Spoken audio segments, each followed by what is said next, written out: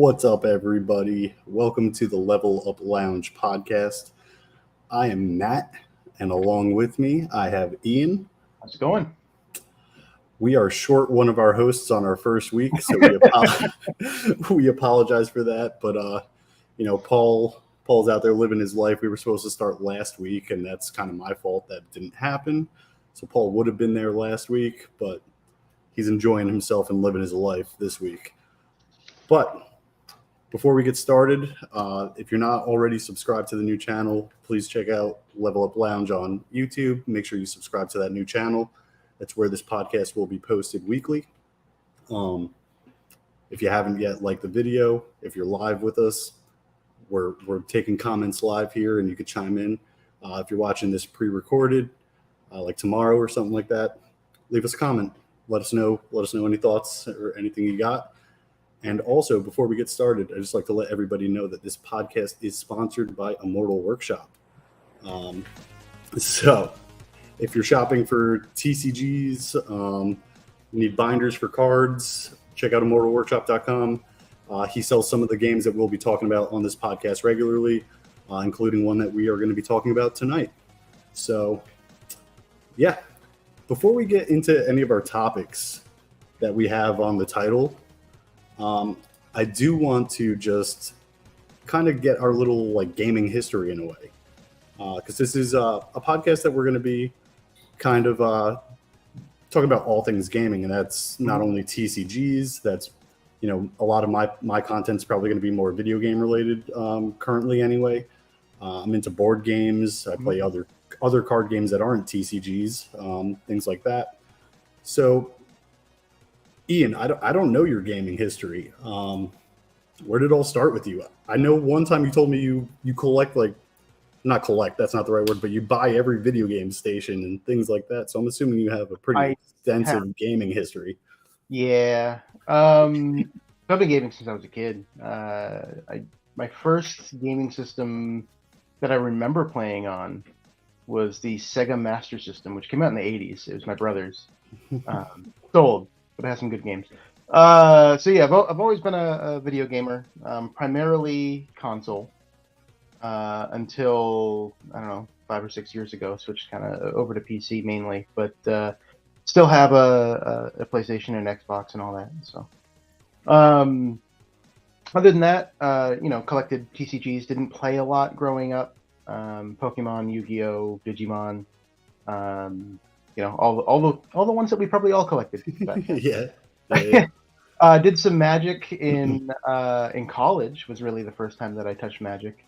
Never really played competitively or anything like that. Just played with friends. And then took a long break until about 2.5 years ago, when I started collecting again, and then eventually started the channel that I have, which at the time wasn't Cardboard and Coffee. What got you back into collecting, or whatever it was that you were back into at that time? Boredom and depression. I get that. Honestly. I get that. I feel like that's somewhat common. Yeah. 2 years for some of the people getting back into it as well. It's just, stuck at home doing something, and there was obviously the boom on the investing side, which I don't really do much on the TCG investing side of things. Mm-hmm. But that kind of brought it back to the forefront again, and it's like, oh yeah, you know what? This is something I can do at home. I don't really want to do it alone. Okay, let's start a YouTube channel. And let's see how that goes. So I started with Pokemon, and then obviously moved into MetaZoo for a long time from there. But other than that, really into board games. Have a lot. Some of my favorite games are games that I have sitting on the shelf over there. Munchkin, which is like a D&D-esque card deck building game. Cool. And for a few years, I did tabletop gaming for World War II primarily, and then switched over to some fantasy and sci-fi stuff. So painting miniatures and setting up the game board, 4 foot by 6 foot board with trees and shrubs and buildings. I've never looked into those, but I always say, because the shops I go into have people partaking in those games and painting and doing all that stuff, I would say that must be a real expensive hobby to get into. Yes and no.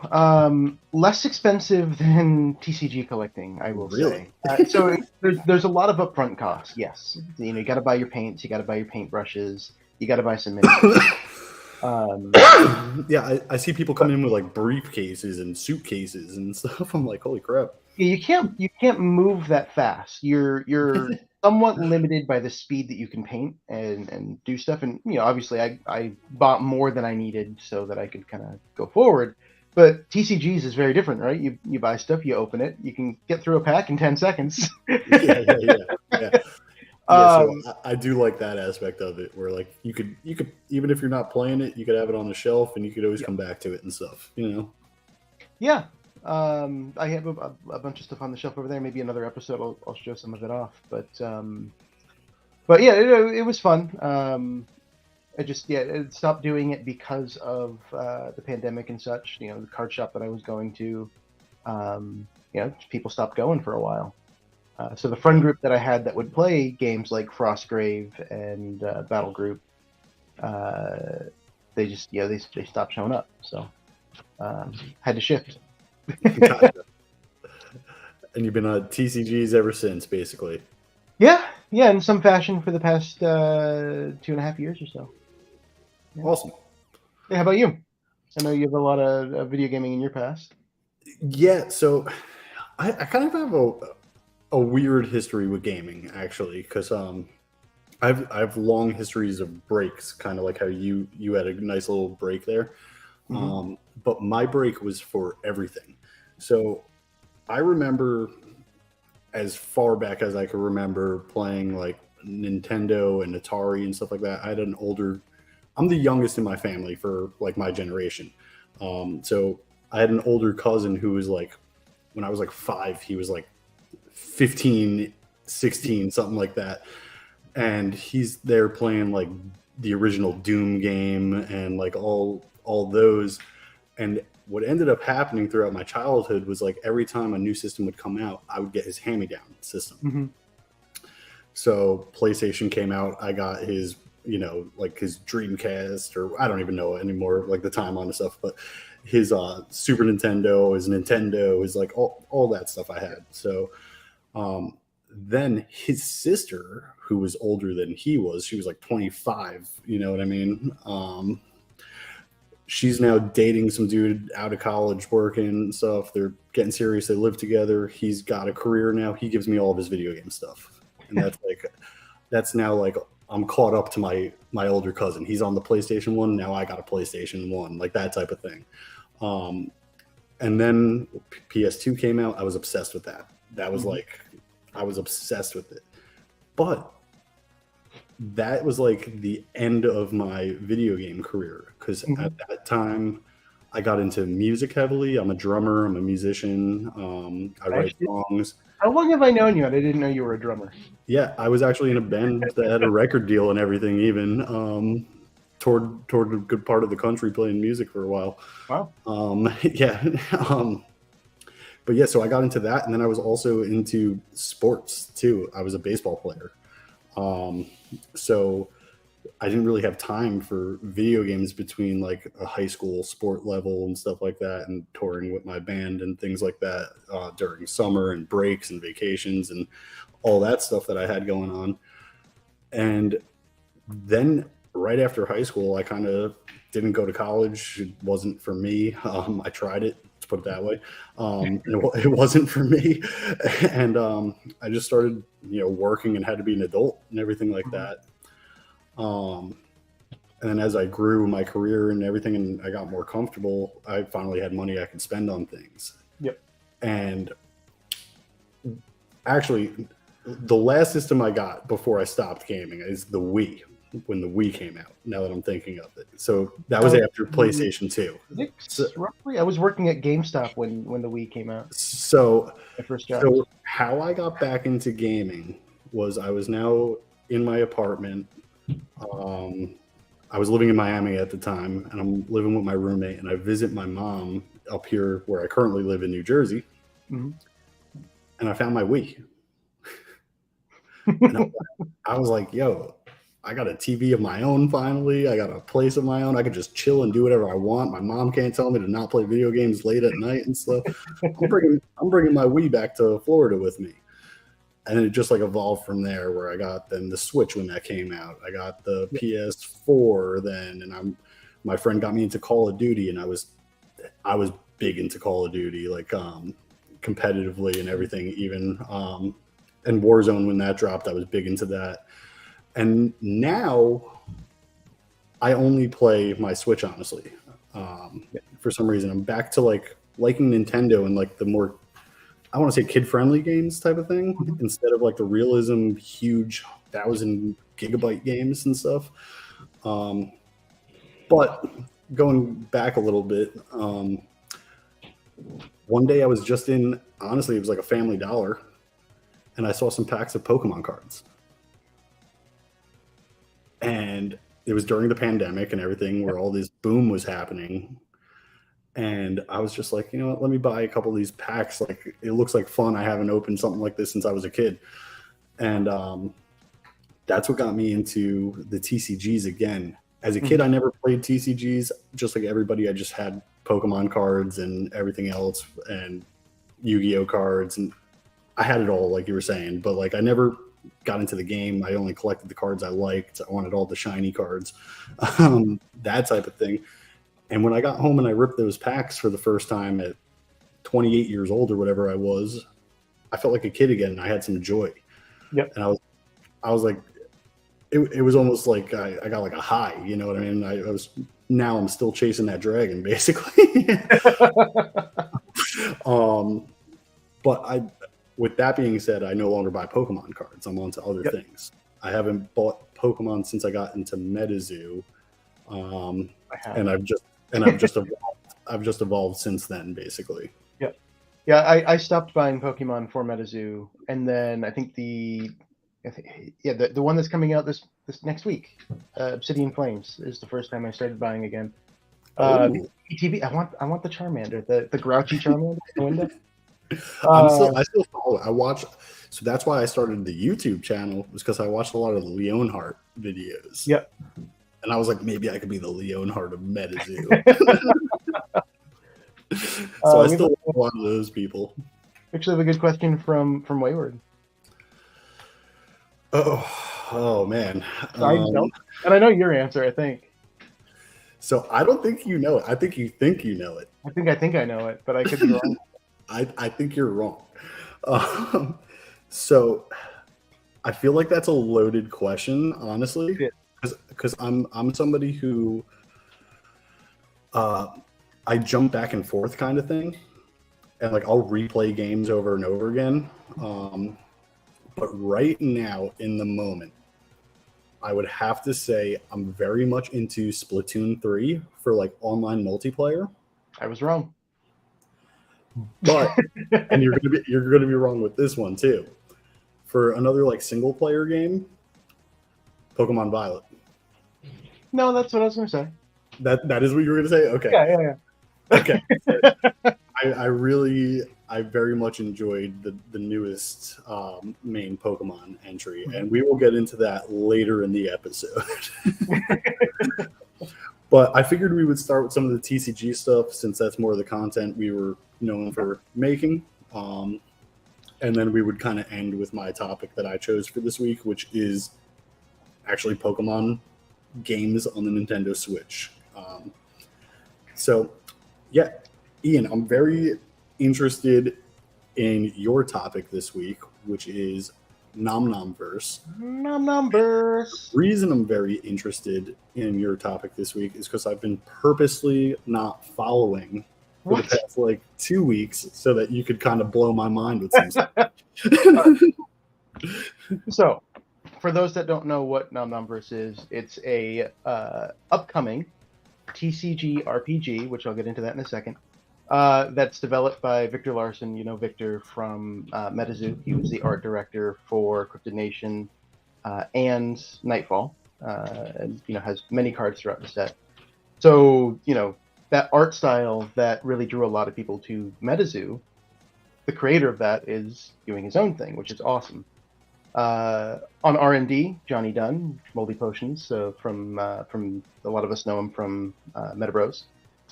So he's helping actually define what the game is, how the mechanics work. And then we also have Tessa, Emily Nancy. Those are some other names that I believe would be common in the MetaZoo community. Emily's done art for MetaZoo Archive. She did the logos for us. And Tessa, she used to make some content for MetaZoo as well. Yeah. At one time, she even reached out to do a giveaway on our Discord, and it just never happened. But she's really cool people. Yeah, no, a great, good, amazing artwork too. Yeah. So really good team behind it. In my opinion, really good concept. So it's a TCG RPG. So it mixes elements of trading card games and kind of role playing and D&D and kind of building up this party and these nomsters to defeat your opponent. So the goal of it is you build a dungeon. You're responsible for half the dungeon. Your opponent is responsible for the other half. And you're trying to get to the end of their dungeon to defeat their boss monster, and they're trying to do the same. So then there's some strategy there of not only deck building, but dungeon building. And then, do you try to slow your opponent down, or do you try to race to their monster and kill it? So every game you play is probably going to be like different in a way, the way it's sounding. I'd imagine so. So it's still in the playtesting phases. We haven't seen really any of what the game actually looks like yet. I've heard bits and pieces here and there. So a lot of it's still kind of up in the air there. They're still tweaking things. But within the next, hopefully, couple weeks, we start getting some ideas of what we could be seeing. So the important, exciting thing that happened about, it was a week and a half ago now, was they released their first sample packs. They're calling them proto packs. Wave 1 went up on the website, worldofnomnom.com at 1 p.m. Eastern Time or noon CST. And it sold, so 333 packs went on the website, and it sold out with less than 2 minutes. Yeah. I was on the website, and I'm on the website on the computer, and I was on Discord on my phone, and people were like, "It sold out." I was like, "Damn, dude." Did you miss it? Yeah, I missed it. Oh no. All right, I got 3. I went into it with the idea of, kind of being used to the old days of MetaZoo where immediately. So I was like, okay, I'm going to be there right at launch. I'm going to make sure I get what I need, and I'm going to move on. I had a friend that was trying to get them too, and as it was selling out, he was trying to check out. Unfortunately, he didn't get them, but his brother did. So that was good. Damn. Yeah. So I first heard of Nom Nom about a year ago. Yeah, you heard about it before I did.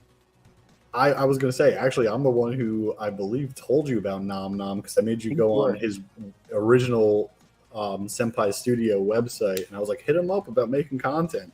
But yeah, I found out about him. Well, not him. I knew about Victor. I found out about the whole like Senpai Studio, which turned into like Nom Nom Verse at what was it? It was Collecticon Dallas last year, where Caster's Cup was. I was gonna say Dallas was mid-year, yeah. So that would have been May of last year, end of May of last year. Something like that sounds about right.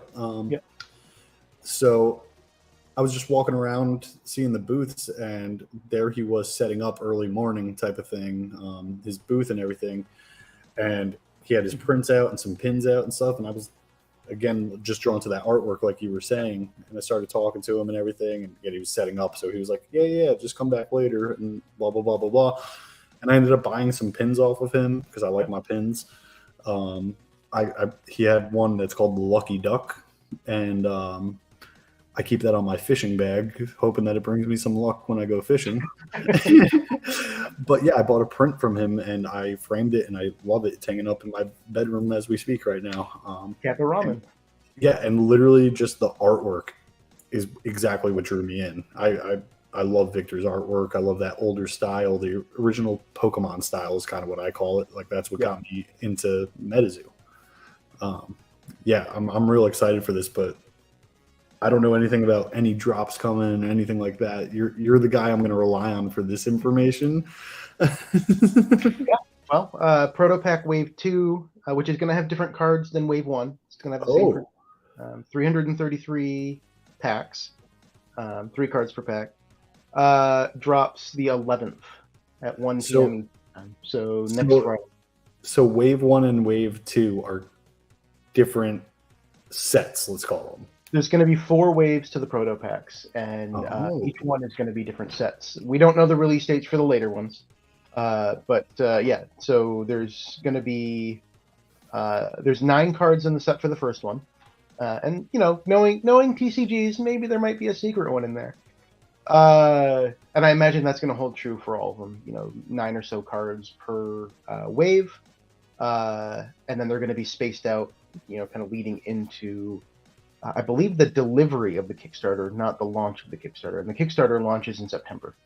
So we're getting to that point of actually launching that Kickstarter, getting a better idea of what maybe some more of the cards look like. I can think of 3 that we've seen so far: Bugadon, Nomkey, and Crocopossum. Yeah, they look real cool. Can I bring them up real quick? Well, I'll let you, whenever you're talking, I'll get those on the screen, I guess. So yeah, you know, really exciting time pre-Kickstarter. So this is a good time for those that like to collect sample packs or sample cards to start getting in on that with these proto packs.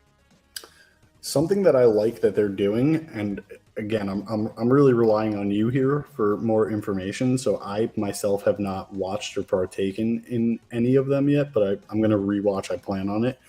But I like that what they are doing is that they have their own YouTube channel. Yes. And the creators and the people behind the game are showing their faces and letting us know about the game. Yeah. And they're really involved. Check out their YouTube. I know they posted up one just a few days ago. I think it was like their second episode. Yep. And in that episode, they talk about the proto packs. Oh, that's awesome. Yeah. So I think that's something really cool that they're doing. They're like trying to get involved with their community and keep us informed and not keep us in the dark and not know what's going on and stuff. And they're a brand new game, and I like that they're doing that. It's something that like makes it easier for us to like get the picture that they're trying to portray in a way, and easier way for us to know what they're all about and everything like that. And I'm really excited to find out more about the gameplay, because the way you described it to me last week when we were talking, and then again today, it sounds different. And the thing that really is drawing me to it is like how I mentioned, it feels like each game is going to be different. And there are board games that I specifically play. The one that's coming straight to my mind that a lot of people know is Catan. And the reason I like that is because every time you play, the board is different. Yep. You can't like memorize it and get good at it and like just keep repeating. You can't like build it like for, let's just use like Flame Tower that just passed for MetaZoo. You kind of know what everybody's going to be playing. But for this, it's like, you have no idea. It could be totally different. Like you're saying, the dungeons could be different. The strategy could be different. So there's a lot more that we have to like worry about and kind of like deal with in a way. This card looks beautiful. Yeah. So this one, I completely agree. I think there's going to be, you know, as you learn the game, I assume, you know, with what I know so far, which honestly is nothing super official. It's what I can gather in the Discord. I'm really excited for it because it's going to mix a lot of different elements of things that you just haven't seen in a TCG before. Before you get into like what we're looking at here, I just want to point out, and I mentioned this to you last week when we were just chatting, I love how this card blends in like modern art in a way with like the retro like pixelated digitally art stuff. I think it's such a cool concept. All the HUD kind of overlays and stuff as well. Yeah, they did an amazing job with the design. The design is perfect in my opinion. Like it looks very aesthetically pleasing. What I love about the design of their cards too is you know, you look at standard kind of card formats that you see today in newer TCGs. It's all right. You kind of have your whole border. You have your text box at the bottom. You have like a margin at the top and whatnot, and then you have your art, which is kind of in a box, right? Mm-hmm. With this, it allows basically the entirety of the art of the card to shine. You know, you're going to the edges. You have the opacity in the overlays that let you still see that art through it as well. They're all full art cards. Yeah. Yeah, I And like that. really is a TCG created by an artist. So it's like, okay, maybe they put that at the forefront of this design to say, okay, Yeah. make sure our art shines through. Yeah, I love it. But yeah, so this is Crocopossum. This is one of the ones that we've seen so far. 4 of 9 for the proto packs. So that's kind of, this was our first hint that there's going to be 9 different cards within the wave 1 of proto packs here. And there's a lot of stuff on here that we don't really know yet. So, you know, there's this design in the top left with the eyes and the spikes. What I assume that means is like a card type. So whatever, tribe or kind of background that this creature has, there'll be similar cards for that. There's a number per deck, which is going to be different for different monsters. This one is 5, but we'll see Bugadon in a second. That one's 8. So more powerful monsters are going to be less per deck. There's abilities. So call, search for a Crocopossum. Seems like a ability that when you put this into the dungeon or into play, you get to search your deck for a Crocopossum. So we're going to see abilities like that. There's another card that we'll look at, which is also it's Bugadon, that has a death effect. So there's also going to be effects for death, and then some stats that we don't know what they really do yet. But the art of the card is really what I wanted to kind of showcase here. Yeah, really beautiful art. This one's done by Emily Nancy. it's beautiful. The background on that is gorgeous. It is, yeah. She did an amazing job. Let's see. Have another tab here. Right, so here's some of the other cards we've seen. This is the advertisement for the proto packs. You have Bugadon here, which has a call ability, and it has a death ability that it deals 2 AoE damage to all locals. So dungeons are built up of sectors. That ability would then deal 2 damage to all enemies in that sector. And then same for Namki, -1 movement to all enemies in the locale. So there's some cool abilities that you can do local to where these nomsters are as well. Yeah. And then my favorite one, which we haven't seen, I believe it's in Wave 2 from the teases they've shown, is Peanut. I don't know if you've seen Peanut yet. I have not. This guy looks awesome. He's like an electric dino kind of creature. some ooze on his club there. I don't know. There's something about this design that I love. So I can't. I like it too. He shocked himself out of that egg. He's ready to fight, man. But I'm real excited for this game, man. A lot of good stuff coming. I expect a lot of news in the next coming weeks as they get ready for that Kickstarter. And I don't think we have an exact launch date yet for it, but September. So yeah, keep an eye out. Yeah, I'm going to be purchasing. I can tell you that much. Hopefully, I get some of the Wave 2 packs also. But yeah, Ian, I'll leave it up to you whether we want to transition into the other TCG or go the video game route. Yeah, I don't see any questions in the chat from anyone. So if anyone has any questions as we're talking, we will definitely get to those questions. Yeah. Definitely talk to us in the chat. Leave questions if you have any, and we'll talk to you. But no, I think that covers the main talking points for Nom Nom. The important things for people to know right now. Wave 2 is August 11th, 1 p.m. Eastern Time. Wave 1 sold out in 2 minutes with the same print run. So definitely be ready if you want to be. Set your alarm. Set your alarm. If you be ready if you want to participate. Treat it as a you have to be there at the time kind of event. I expect Wave 2 to go pretty much just as fast. So. Wayward is saying here in the chat that they mentioned they will have figures in the future. Yeah, there was talk of figures with some kind of utility in the future. There hasn't been talk of that since December. So, you know, it's one of those things that I'm not too sure. I did include it in my video, so I have a video out for anyone. Everything you Don't you need. have, you have 2 Nom Nom videos, right? I think just the one. Just the one? Shorts. Oh, maybe I watched it twice. But yeah, you know, they're also looking into plushies and you know, pins and all these other things as well. But I missed the last live they did, where they supposedly talked about plushies. But Ooh. I don't have info. I failed you. I failed you all. I'm used to yeah, it. they have a lot of cool stuff coming down. A lot of projects coming down besides just the cards.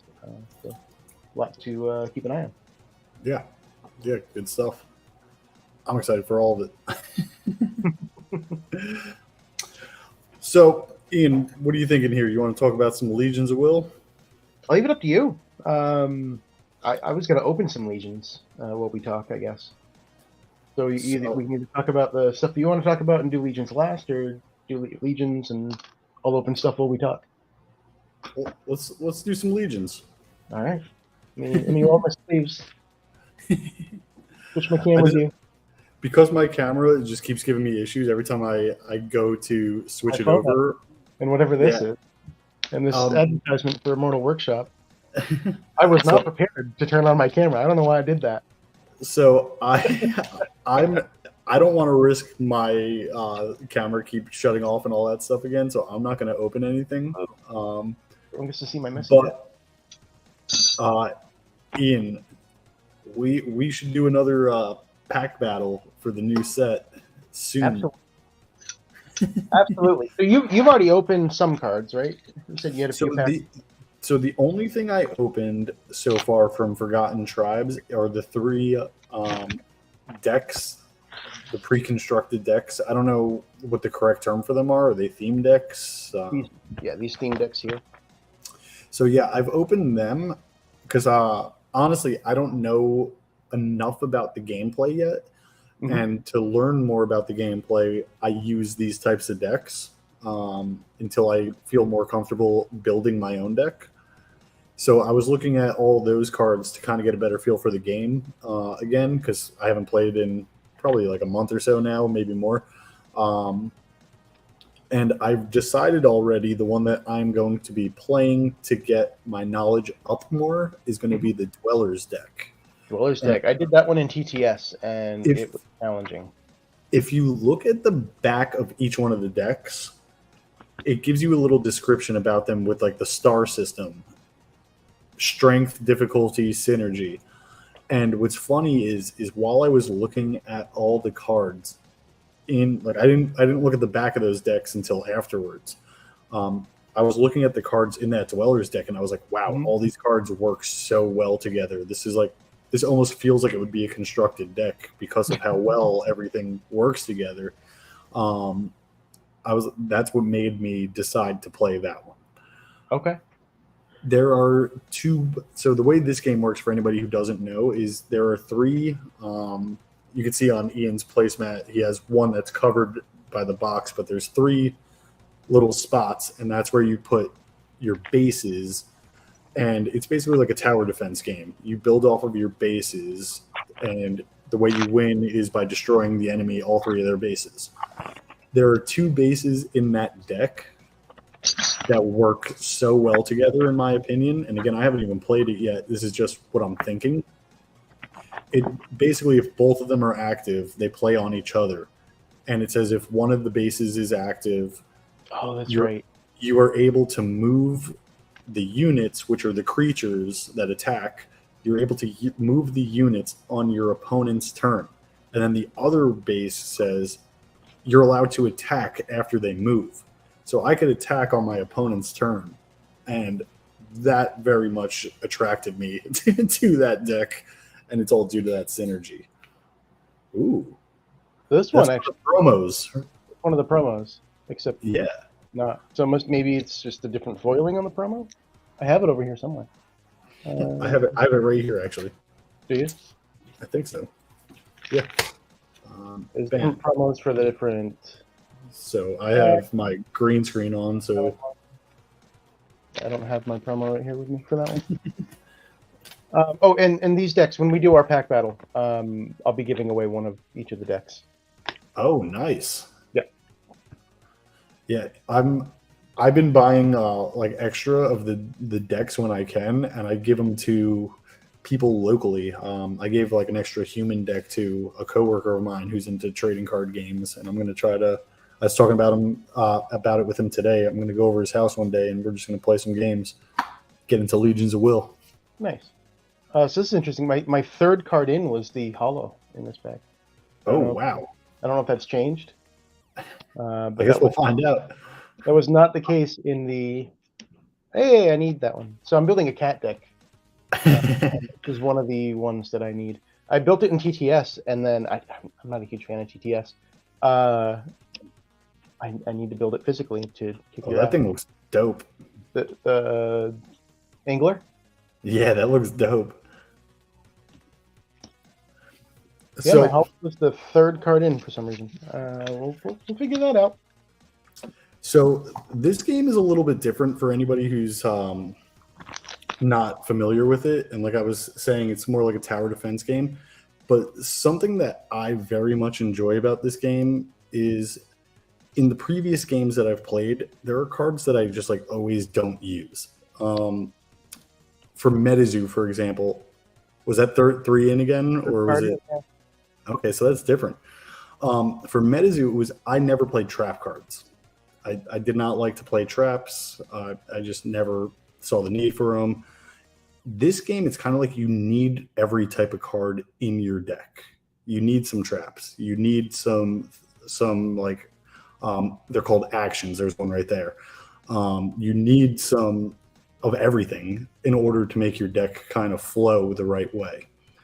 And now here's something that's very interesting about this game too that I forgot until I opened that deck and I was reading. There's a little card that explains the rules in the decks. Mm-hmm. You only have 2 cards in your hand the whole game. Yep. And at the beginning of your turn, you do not draw a card. You can only have 2 cards in your hand. But as soon as you play a card, you pick up another card. So you're able to possibly, if you're playing cards during your turn, you could draw 5, 7, 10 cards potentially, or whatever it is, depending on how much resources you have. So I thought that was like different. And when I heard it for the first time, I was like, I don't know how that's going to necessarily work, but it works. It works really well, yeah, because you're constantly replenishing. So more often than not, what you pick up, you can use. So that was just something that I like completely slipped my mind, since again I haven't played in a little bit of time, but it's definitely different because you only have the 2 cards at all times. Yeah. So even if you're reacting to something on like your opponent's turn, you draw a card on your opponent's turn because you have to have 2 cards in your hand at all times. And so the actions, some of them have redeem on them. It means you can basically pay the cost to just discard them. Oh, really? If you do get stuck with something that you can't use and you want to try to, get rid of it to try to get something better or something you can use, you could decide to pay, in this case, pay 1 to just get rid of this and draw a new card. I honestly didn't even know that. That's very good to know. Yeah, actions that have the redeem ability. That's really cool. So you could like just have some burn cards in there essentially too. Yeah, stuff that could be useful. I think most actions have it. Just as a safety, but stuff that could be useful. That's cool. Oh, that's cool. Yeah, that's real cool. Really cool. Yeah. Oh, that's an action. I was thinking it was a unit. That's real cool, though. Unlimited power. Something else that's cool about this game is that the bases that you control are what tell you how many resources you gain each turn.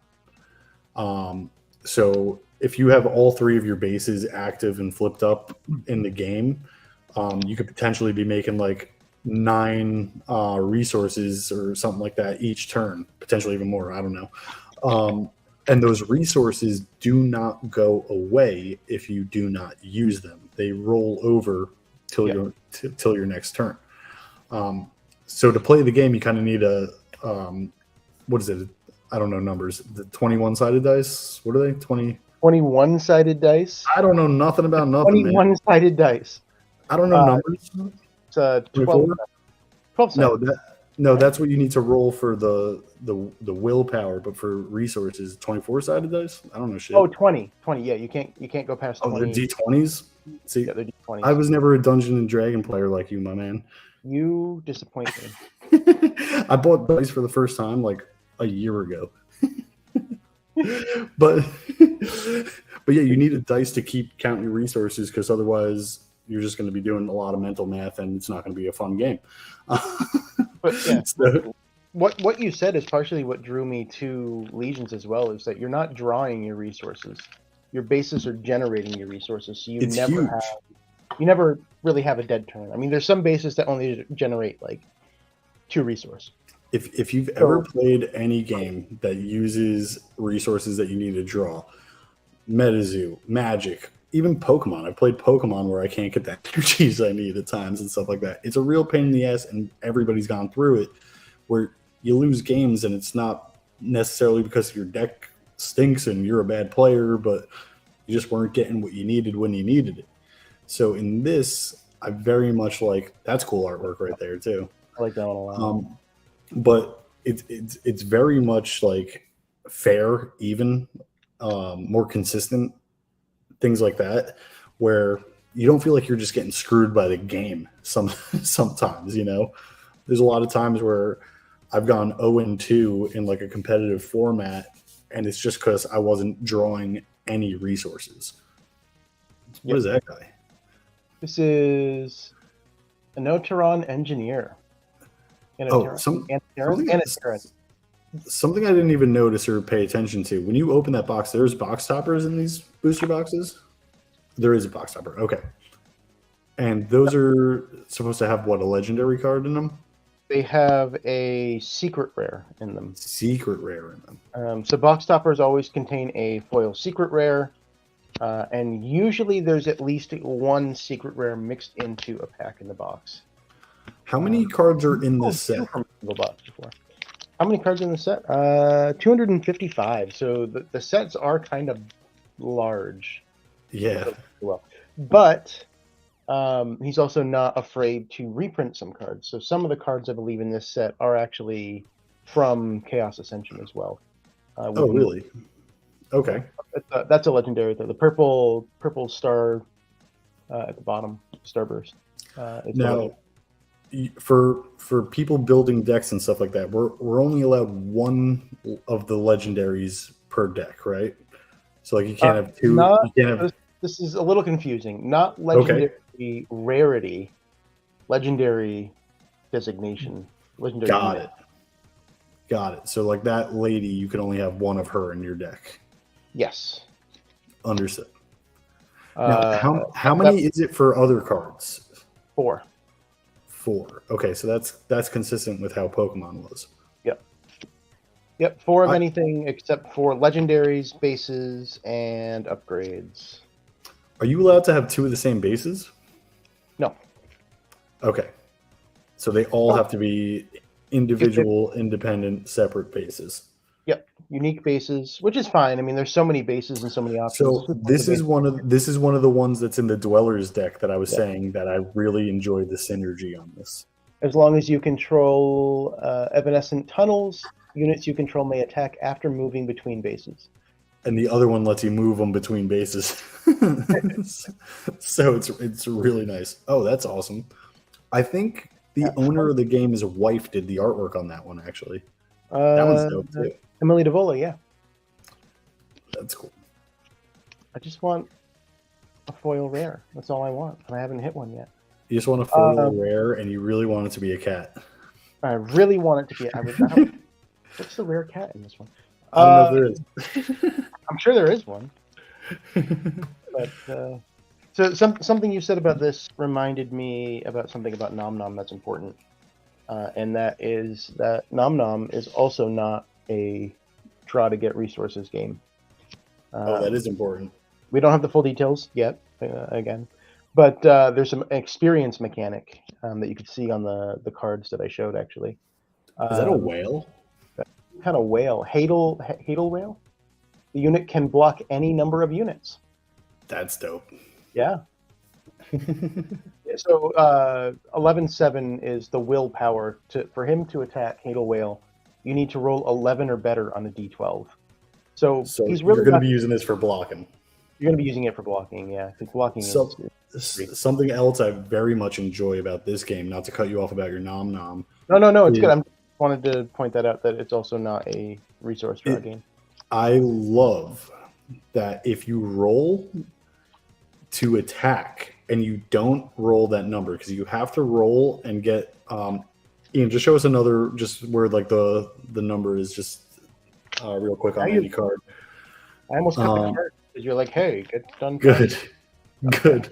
On the next unit, okay, so here, on that you would have to roll like a 7 for it to attack. But if you roll a 5 and it cannot attack, you don't have to fatigue it. It will stay awake, and you are then able to block with it on your opponent's turn. I love that. I think that was a good aspect, because at first I was very much upset, being like, oh man, I can't attack now. And I went to fatigue it, and they were like, no, leave that awake. You can block with it still. And I was like, okay, so it still has a purpose, even though it didn't do what I wanted it to necessarily do this turn. Yeah. And I thought that was, you can almost like use it as a strategy in a way too. It's like, I can attack, and if it doesn't work, I still got this, and this that I could do on my opponent's turn. And also in this game, every action has a reaction. So you could do a lot of movement on your opponent's turn.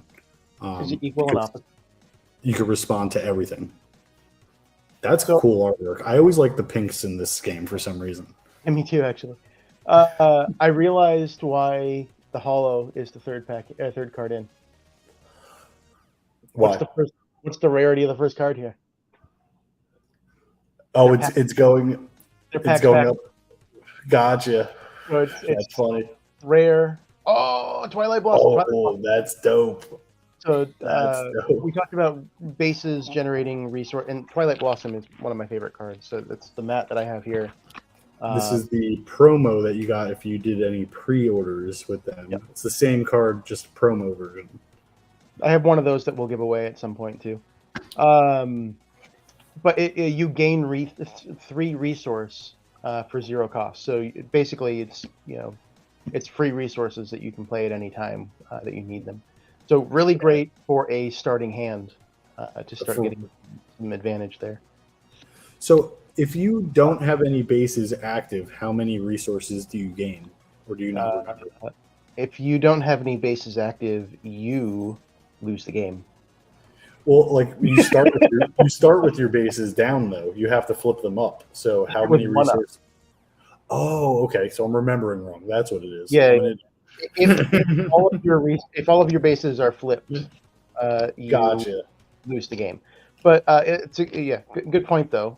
If your opponent beats your base, you flip it back upside down, and you can pay to reactivate it, whatever the cost is. So next time we hit a base, I'll show the back of the card. Because one of the interesting things with this, and when we first looked at it, it was like, well, how do you sleeve these? Because some of the cards, really just the bases, they have a mechanic on the back of the card that's important. Ooh, that one's awesome.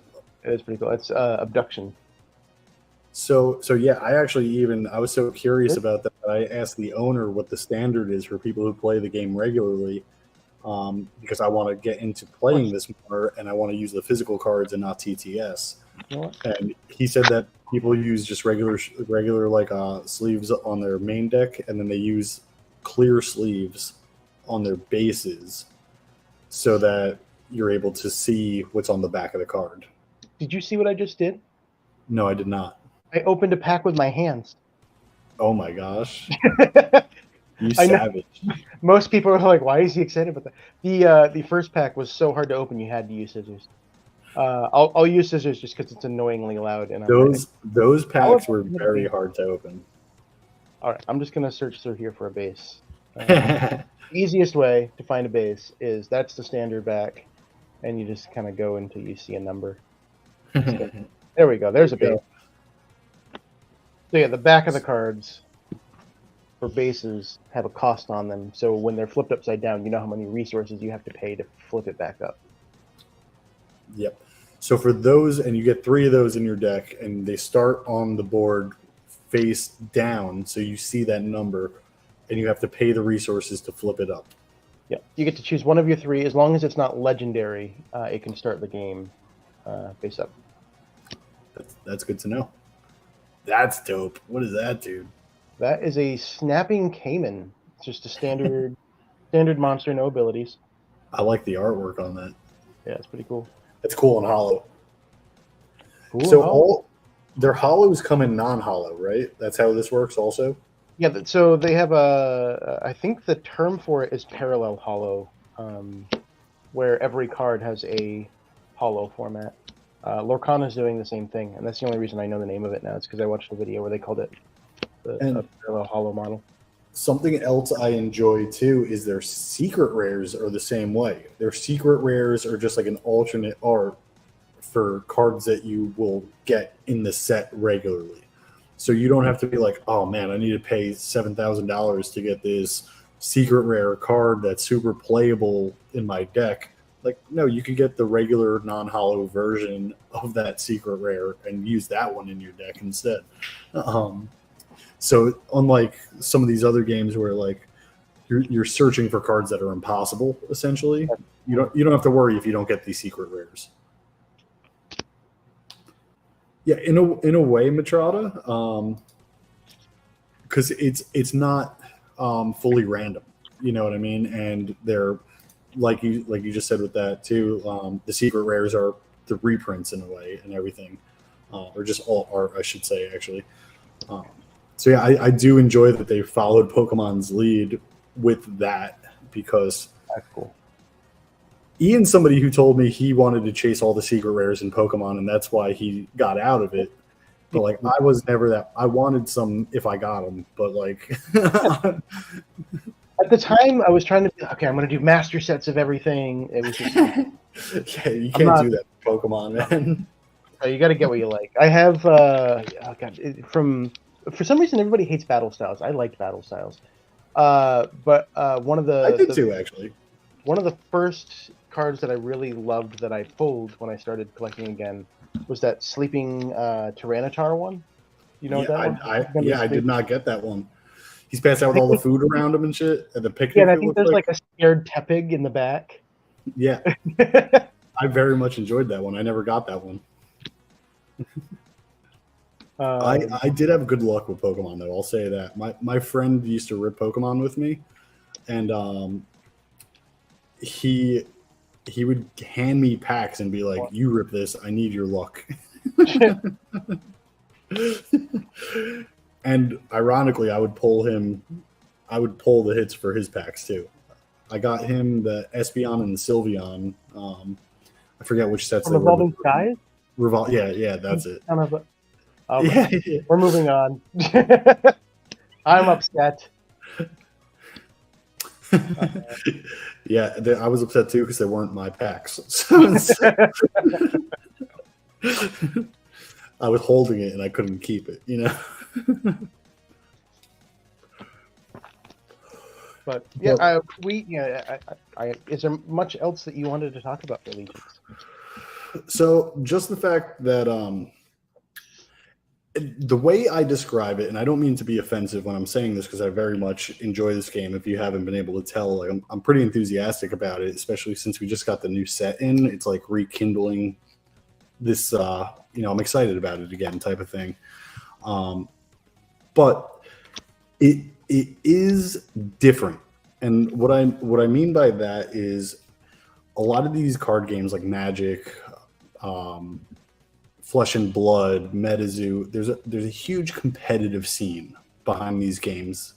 And I don't see this game being like as competitive as those games. It can be, I'm sure, 100%. I'm sure there will be a competitive scene for the game. And I'm not meaning it in like that way. I mean, it's more fun to play. Mm-hmm. And it's easier to learn. I was able to learn this game playing it one time. And like I said, I'm forgetting some of this stuff because I haven't played recently. but I'll be able to pick it up in 10 minutes, and I know that, and like I said, I was talking to a coworker about going to his house and playing it with him, and that's part of the reason why. It's because it's not going to be this game where I have to explain all these crazy, confusing rules and like, oh no, you can't do that, even though you thought you could. It's just it's pretty simple game that you could get the concept of easily, and I'm sure you could expand upon all of those different things. But it's almost like if your friend is coming over, you could just sit down and play this game with them if you have two decks. The same way you would with like a board game. If somebody doesn't know the board game, you could just sit them down and be like, hey, here are the rules of the board game. Now let's play it. You could do that really quickly with this game, and it could be just fun for people to play. So I plan on playing this kind of that way, in just like having fun with Ian, and we're going to probably play some games on our channels and things like that. And we plan on making some content for this, but I'm not going to be up night studying all these cards, losing sleep over it, like things like that, the way I have with other competitive games, because this one's just fun and I just want to have so much fun playing it. I don't want to ruin the fun by it being too competitive. And also, I just want to point out that does not mean I won't be competitive while I'm playing it. I'm just a competitive person by nature. But I'm just saying, like, in general, it's just like a more fun game and less like I'm trying to kill and win every.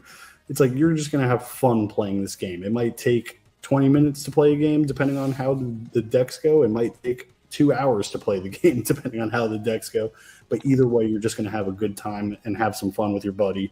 And that's really what I enjoyed about it, honestly. I think the big thing for that is just it never feels one-sided because of the rolling mechanic, because of somehow the synergies and how things work. Yeah, you never really feel like you're getting overpowered. The first game I ever played was with the owner and creator of the game, and at first he was whooping my butt, or so it seemed, and then quickly, like, I was able to come back because, again, everything's so fair, and as soon as you play a card, you could pick a card up. So like the tides could turn really quickly in these games.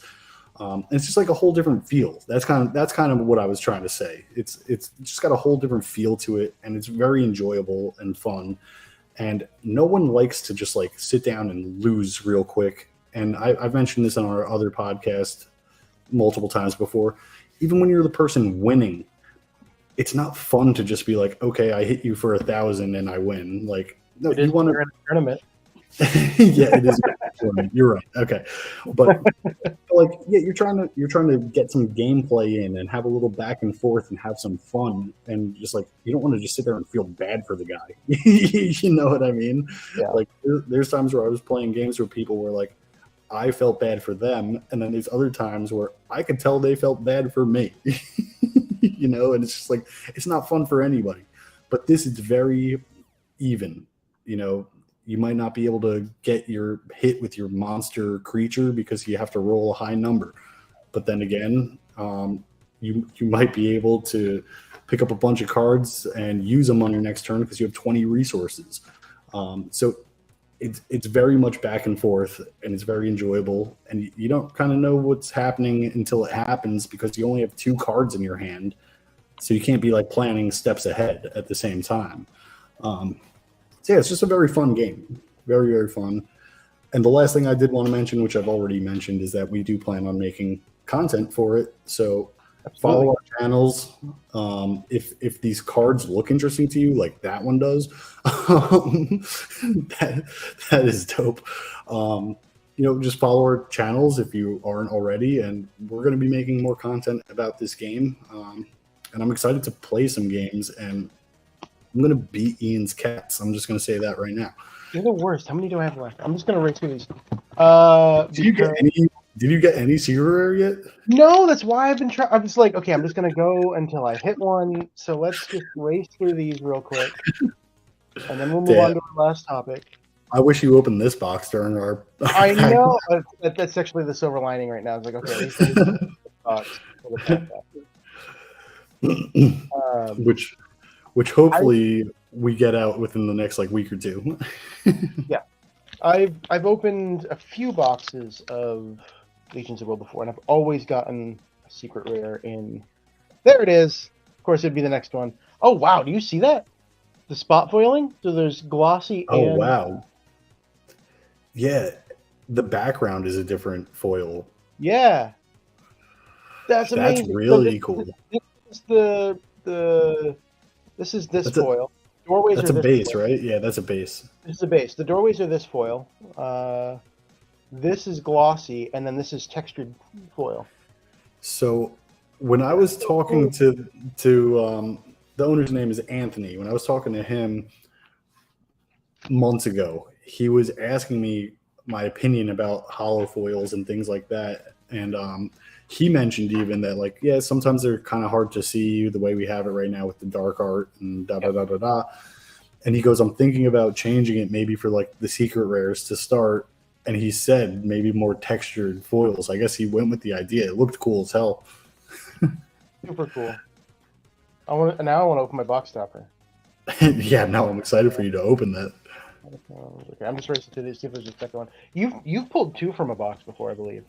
So no, that was when he sent me a bunch of loose packs. Oh. He sent me like 50 loose packs. So it could have been from 2 boosters, 3 boosters, who knows? You know what I mean? They were just mixed together from my knowledge. All right, let's see if this secret rare also has the... Yeah. I always hate opening single packs. Single card pack. You know what? I hate opening single card packs too. Guess what it is? I already It's saw the same card. It's the same one. card. Oh well, now we can trade. Because those are, I think the secret rares are like a print run of less than 20, so I have 10% of those. We could trade, or you could bling out a freaking deck and have a super rare base. One in the collection and one in. Yeah, exactly. I do stuff like that. You already know I do stuff like that. Well, hopefully I have enough cats here to build out my. Like I do plan on throwing this promo one in my. Oh, deck. absolutely! I have one open from the videos I did for them, and it's honestly, that is my hands down my favorite card, artwork and ability. I love the artwork on it too. I do, but yeah, I don't care that it's a rare, promo or whatever. I'm shuffling that baby. The card quality is really nice on these. Yeah. I feel like it's. I mean, I was happy with the card quality for the first set. It feels better than the first set. They feel thicker. So my son, this is the previous set. So if it's thicker than the previous set, that's even better news.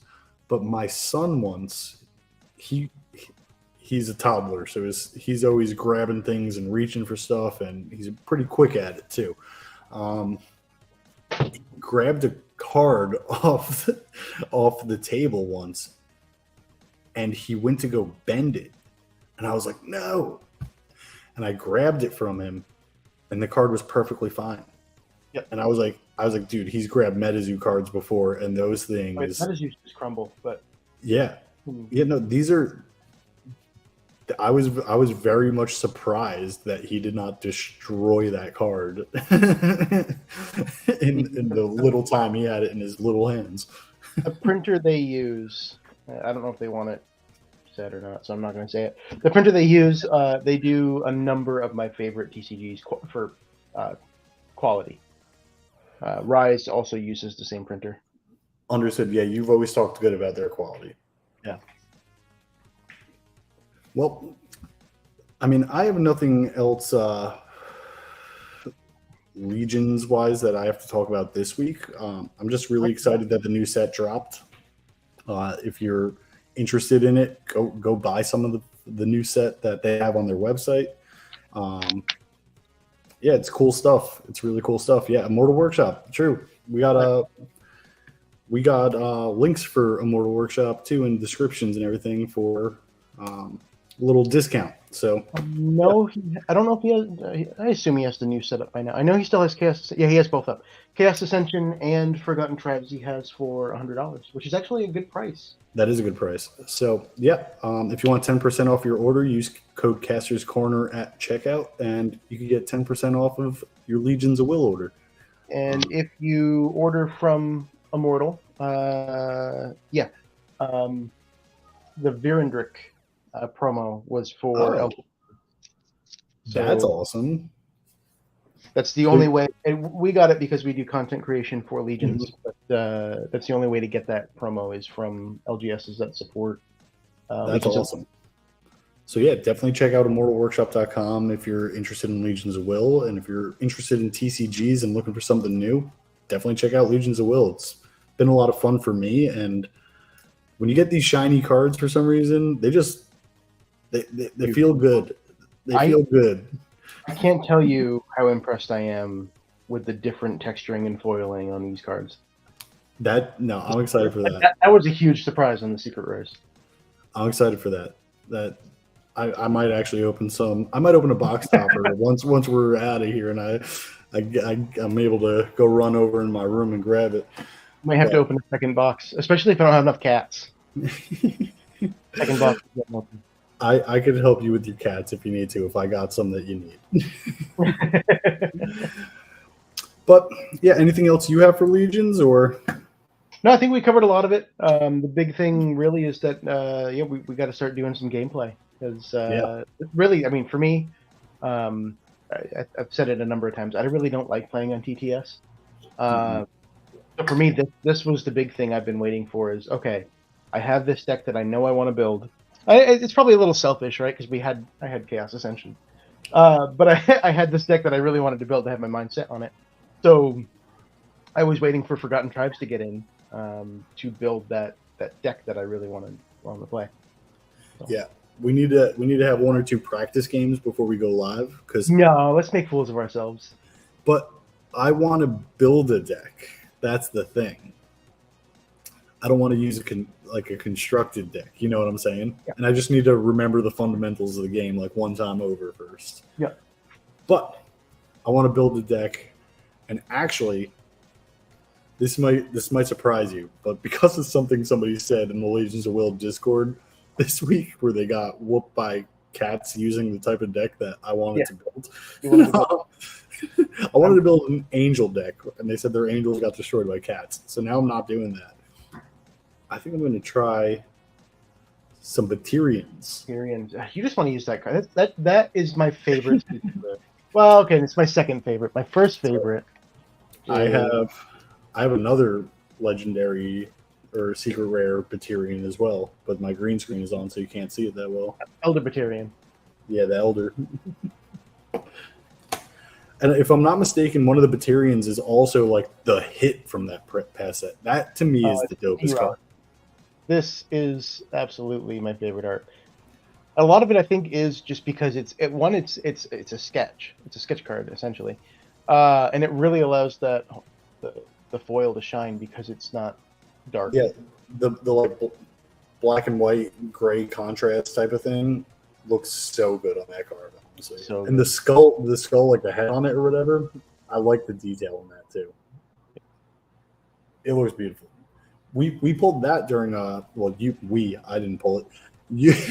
You pulled that during our first and only pack battle that we have up on our channels right now for Legions of Will content. So if you want to see Ian pull that card, you can check out our channels and actually see him do that. It was a fun night. That one, they could just saw it now.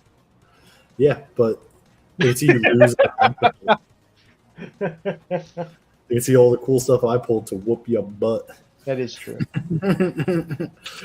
But I guess we'll move on to our last topic. Good topic. Of the night, which is switching lanes a little bit. Switching? And switching. I'm going to grab my water. Yeah, you're fine. So, again, this is an all-inclusive gaming podcast. The way we're planning on doing this is kind of we each have a topic each week. And I'm very much into video games. And because my love for MetaZoo has kind of been pushed aside, there's nothing like too much exciting me right now. I've been playing a lot more video games. And I've been very much into Nintendo, let's put it that way. I even gave my brother-in-law my PS5. So I'm like all in Nintendo right now. And the topic I chose for this week is kind of broad, and it's just Pokemon games on the Switch. Mhm. And it was one of the first games. All right, so here, let me give you a little timeline here. So I bought my Switch kind of when the Switch released, and I got games that were kind of out at that time. And I played it for a while. I got some of the new games that were coming out. I played Mario Odyssey, all that stuff. And I got tired of my Switch, and I was kind of getting swamped at work at that time. And I sold my Switch to a coworker who had a kid, and his kid wanted a Switch. Yep. About a year passes or so, and I very much regretted selling my Switch. And now this is right when the Switch lights dropped. Switch. And, Okay. So this is before OLED, but okay, yep. So the lights. Yep. And the first game I bought on my Switch Lite, which was me now getting back into Switch again, I bought Pokemon Shield. Okay. I went with my buddy who I ripped Pokemon cards with, actually, the same guy I was mentioning. I went with him to GameStop. He got a Pokemon game. He chose Sword, so I chose Shield. He got a Light, I got a Light, and we just played that together type of thing. And that was the first Pokemon game I've played since like Emerald Ruby era. Something like that. So that's a lot of years. A lot of years. That's a lot of years. Ruby Emerald. It would have been more than 10 years then, I think, right? Oh, way more, probably even like 13, something like that. Yeah. So, and since I got back into playing these Pokemon games, I keep hearing, and now I really like need to buy an old like 3DS, or I don't know what system it's on. Maybe DS, I don't know, maybe even Game Boy Advance. But everybody's talking about Hearts Gold and Soul Silver. Never played them. That was DS, yeah. And everyone I talk to says like that's their favorite one for some reason. It was great. I do. I still have it. I might still have it. If I still have it, I can send it down your way. But yeah, that was one of, well, there was Fire Red and Leaf Green, and those were amazing remakes. But Heart Gold and Soul Silver were huge because it was the first ones on the DS, on the completely different format, right? Yeah. And that was when they came out with the Pokewalker. So it was the little. Okay, I've seen them. Yeah. Put your Pokemon in, and it would level up as you were walking around real. And I used it for so long, and then one day I lost it, fell off my boat, which is it's gonna happen. Yeah. But yeah, that was. I still remember that. I still think about the pedometer. So I'm playing Pokemon Shield, and I became like obsessed with it. Honestly, I was like playing. It's a Switch, so I love that it's portable. It's one of the reasons I love the Switch. I'd bring it into bed with me, and like my girl would fall asleep, and I'd be playing Pokemon at night, and like I became like obsessed with it in a way. And the one thing that I loved about Sword and Shield was that there was an open world area, but it still had the classic feel of like you got to follow this path and go this way and defeat these gym leaders and everything. And it gave me that nostalgic feel. And even it gave me so much of a nostalgic feel, and I loved it so much, and I was so obsessed with it that my girl for Christmas that year, when I was playing Shield, she bought me the Game Boy Color Pokemon that came with the yellow version. And she bought me, it's like a yellow and blue Game Boy with like Pikachu and a Pokeball and like Togepi and stuff on it. She bought me that and the game, the Pokemon Yellow, for Christmas that year. And to this day, it's probably one of the best gifts she's ever gotten me. But yeah, that started my whole Switch Pokemon journey. Yep. And since then, I've played the other main titles. I've never played any of the DX games. I want to get them and check them out. I've heard good things about them. DX games. Is that the Pokemon? So there's the one that's like it's like Tekken almost. It's like Pokemon Tournament DX or something like that, where there's not like a whole dex. I think there's like only like 35 Pokemon in there or something like that. And to me, the way it's described, it's almost like a Pokemon Stadium in a way. You're just like battling your way, trying to beat the game type of thing. But there's only a select few Pokemon that you could choose from. And then the other one is very different from what I've been told, and I don't know the name of it. Tormented got me. Look at that. Tekken. Poketekken. It's like called like Poketekken Tournament DX or something like that. Yeah. Okay. The other DX game, and I don't know the name of this one either. From my knowledge, you are the Pokemon instead of the trainer. Okay. And yeah, it's just like you leveling up and trying to. I feel like it's more like the way it's described, more like dungeon crawler style. And you're a Pokemon, and you're just trying to like get through and rescue other Pokemon and help them out and like things like that. And you're fighting your way through and leveling up and stuff. But I haven't played those games yet. But I played after Sword and Shield. I played Arceus. And then Diamond and Pearl released. I did not play those because I was waiting for Arceus to come out, actually. Mm-hmm. So I skipped over that one because it was just a remake. I wasn't too interested at the time. I currently have it. It's going to be the next game I play. But then I played Arceus. And now this is where I feel like the discussion is really going to open up. It is. I'm excited. I'm currently replaying Arceus because I got something happened to my Switch, and like December, January, somewhere around there, I had to cash in my warranty and get a new one. And Pokemon games are the only games that do not transfer on Switch. So I honestly never finished Legends Arceus. Mm-hmm. I was at the end of the story, but like I never finished the story. Yep. So that's why I'm replaying it currently.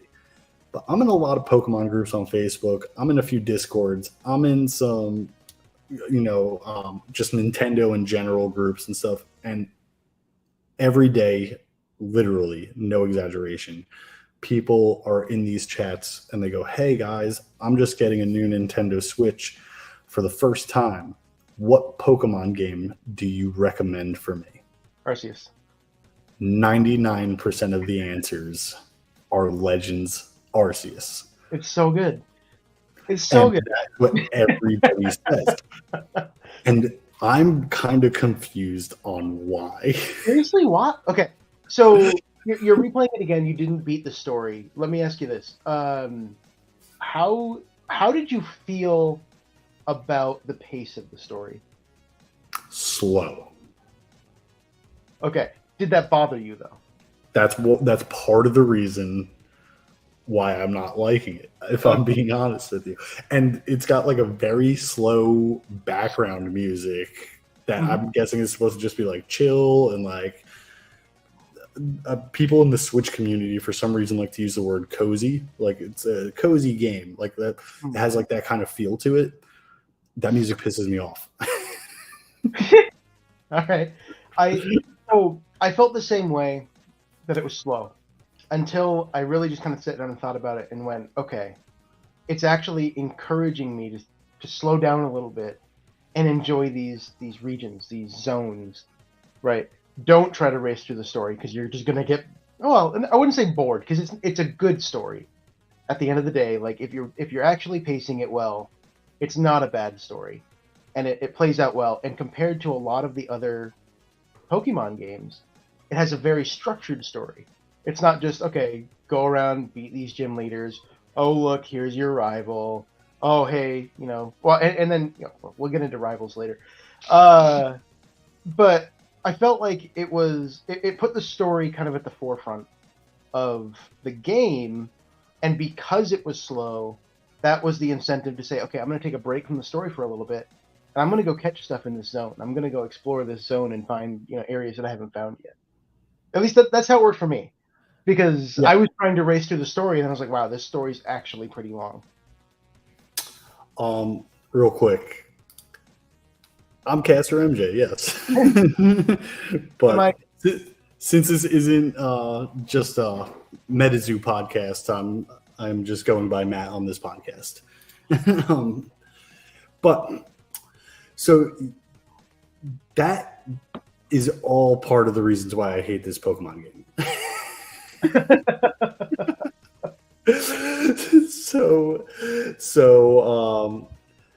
Yeah, I very, very much. I started this week to do what you were saying and like be like, okay, I'm supposed to be catching more Pokemon. I'm supposed to be battling more Pokemon. Like that's how you complete the decks necessarily in a way in this game. Like you need to. There's challenges and it's not just collecting Pokemon. You need to like meet like certain milestones with those Pokemon in the decks for the decks to be completed. And again, it's a whole story about like the origin of Pokemon and like how we got into training them and things like that. So I was like, all right, maybe I should take it slower and read every text and not just like quickly skip through the text boxes and things like that. So I'm taking it slower. I'm starting to enjoy it more, but it still isn't what I wanted. Because I was going into this and I didn't know much going into it. I just knew, hey, new Pokemon game. I'm getting into Pokemon games heavy. I just put 300 hours into Shield. I almost have every single shiny in Shield and everything. Mm-hmm. Like I put time into that game. I was like, I can't wait for this new one to come out. And then I got it and I didn't know it was like not the same format. I didn't know there wasn't going to be gyms. I didn't know all this stuff. A mixture of Pokemon Go and the overworld style, like they introduced in Let's Go Eevee, Let's Go Pikachu, right? Where things are out in the open, which I like more. You get to kind of explore and choose to kind of battle and whatnot. But so. The opening scene in Legends Arceus, how the game starts, like you're some dude who falls out of the sky. And I'm pretty sure I know how the whole story ends and everything like that. Like I've already gotten from playing this story, I've gotten some hints and everything like that. You know what I mean? Some clues. But it's just like, hey, I fell out of the sky and I don't know who I am and where I am. And now all these people are like trying to help me and I'm helping them. It was just very weird. It's like, no one has amnesia that bad. No one just falls out of the fucking sky. Like I was just like, what is this? Come on. The narrative. so just right off rip when I started it for the first time, and I got it when it launched and released a year and a half ago or whatever that is now, maybe even 2 years ago, I think. But I was just kind of disappointed. The only thing I liked was the open world concept and how I could go around and catch the Pokemon and stuff. Now, then the new games dropped this year. Scarlet and Violet. Well, last year, but within the last year. Yeah, within the last year. Correct. Yeah, it was like November or October or something like that. You're right. And I actually held off buying those because I was still playing through Arceus. But then when I had to do my whole trade in my Switch and everything like that, I was like, well, I got to restart Arceus anyway. Just let me get this new game. I'll restart Arceus later.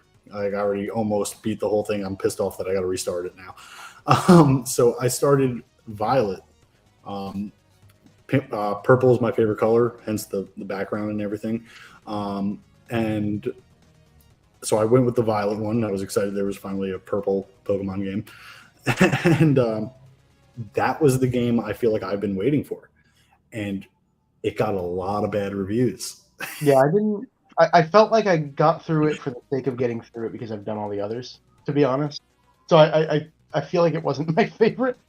And it's actually the first game where I didn't complete the Pokedex.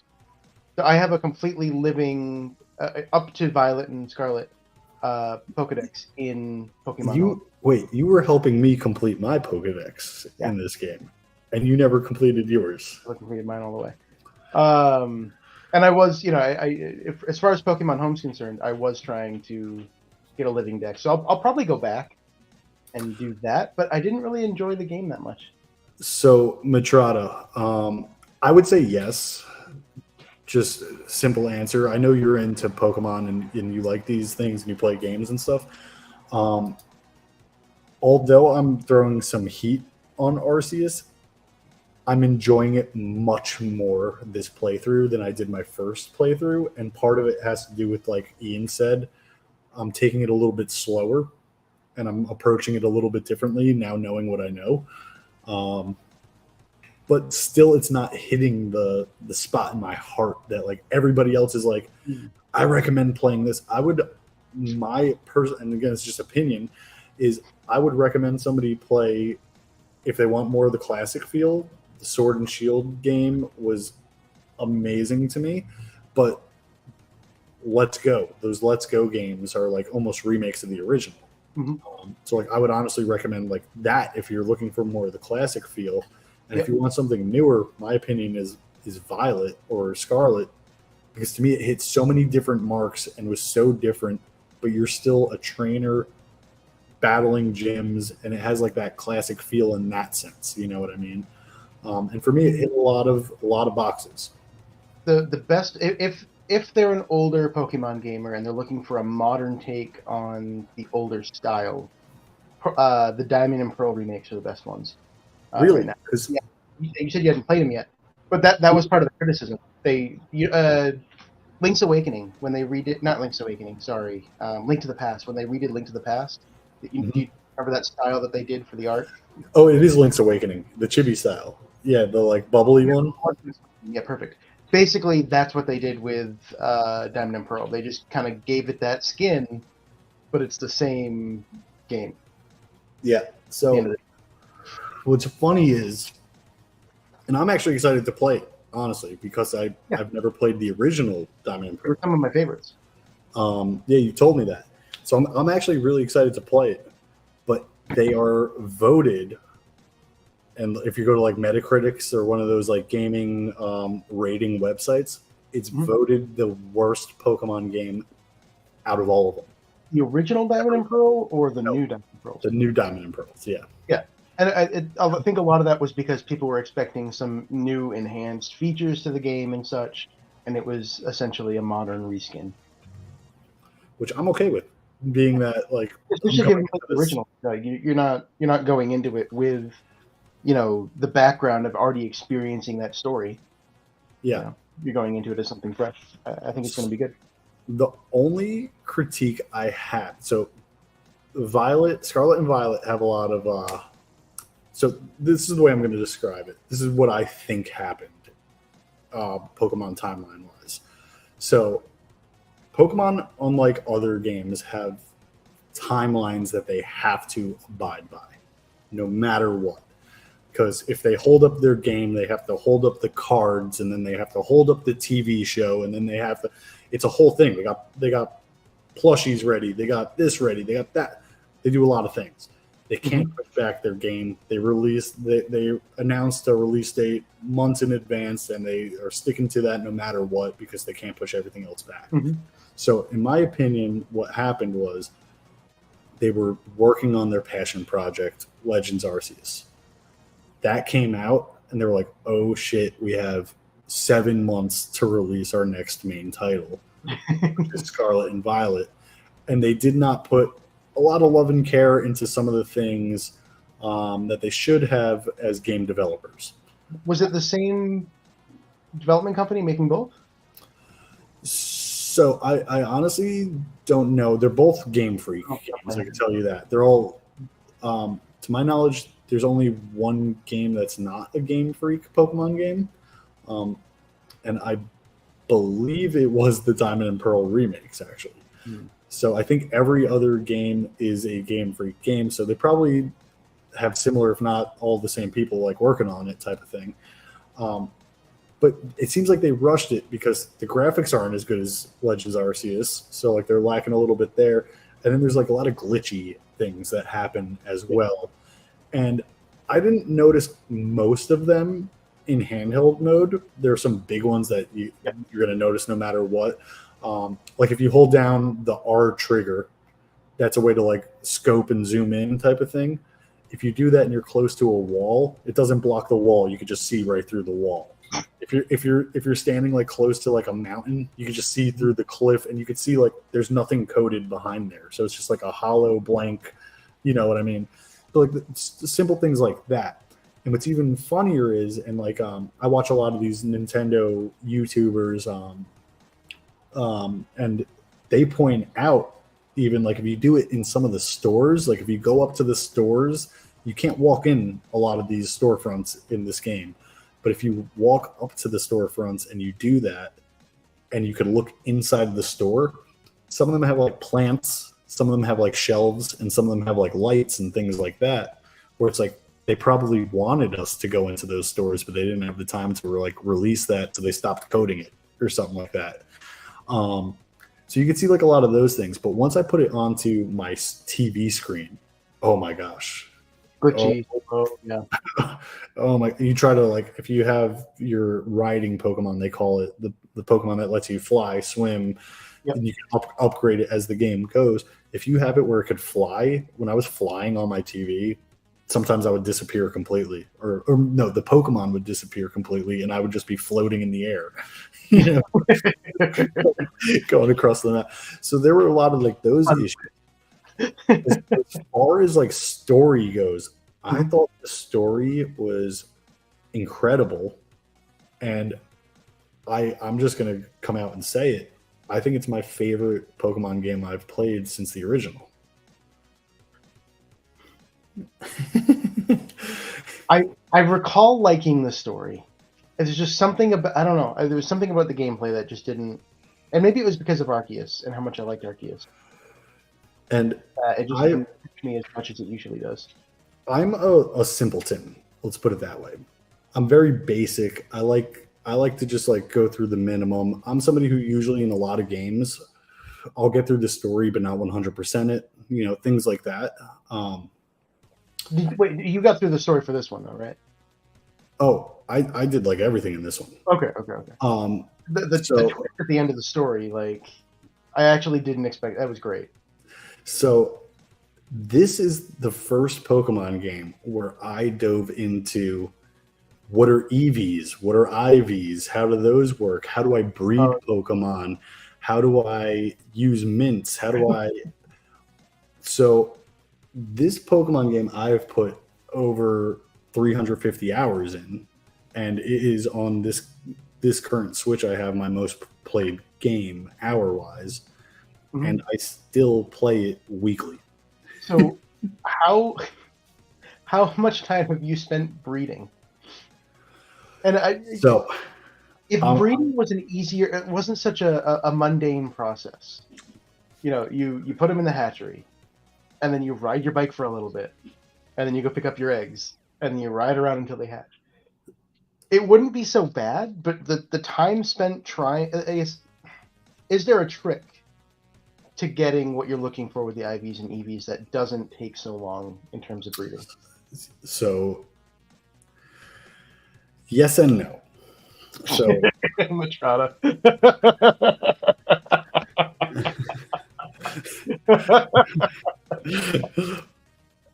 I plan to keep it that way for a while too.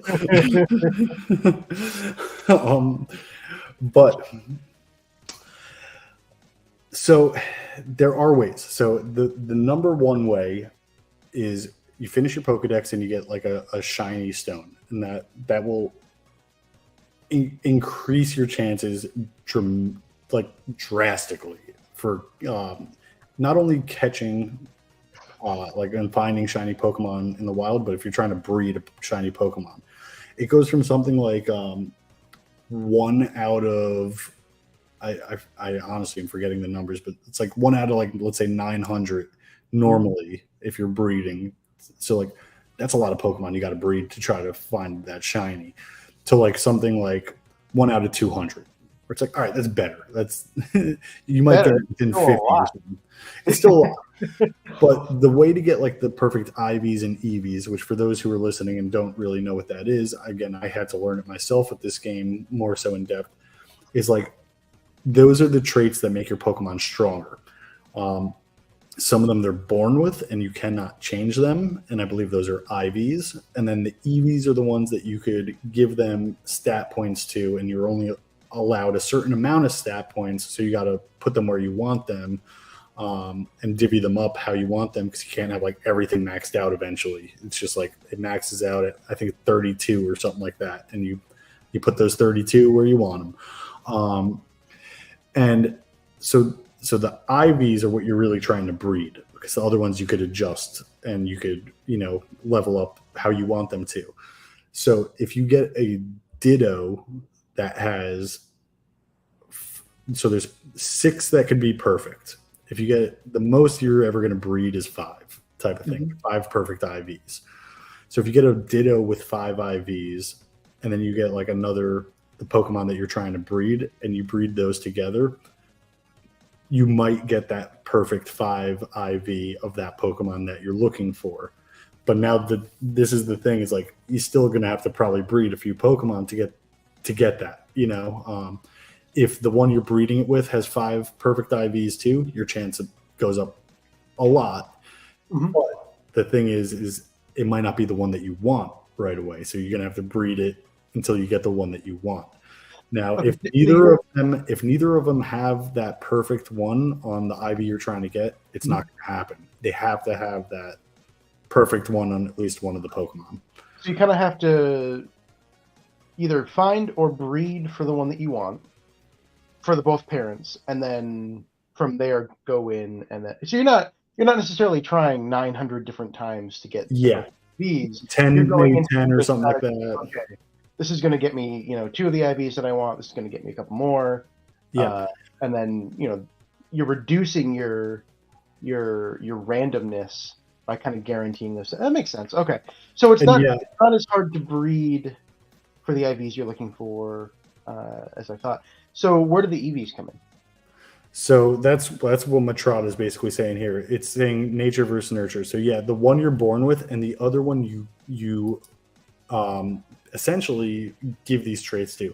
Now, if and I didn't know this, if you are battling Pokemon in the wild, let's say you have a level 1 Charizard, just for sake of this, and you go out and you fight a Pokemon and you beat it, and now Charizard levels up, whatever Pokemon he defeated has something that it gives that Charmander a stat for. So I believe Blissey is one that increases your HP. So if you beat a Blissey, you might get like 2 HP points or something like that. And like, people have this down to a science, and like, you can look it all up online and everything, and I have none of that memorized. But a simpler way to do it is that's what the mints are for. So, oh no, I could be wrong on that.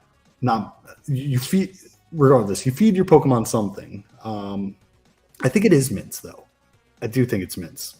But you feed your Pokemon something, and let's say, again, I'm going to get this all wrong. So for people who are like way more knowledgeable on this, I'm sorry, I'm going to get this wrong.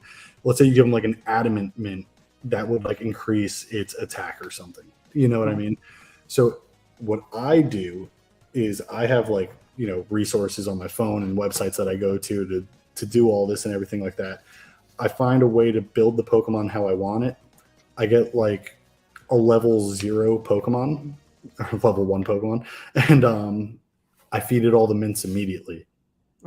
So no matter what, like if I battle a Pokemon, it's not going to mess that up while I'm leveling it up.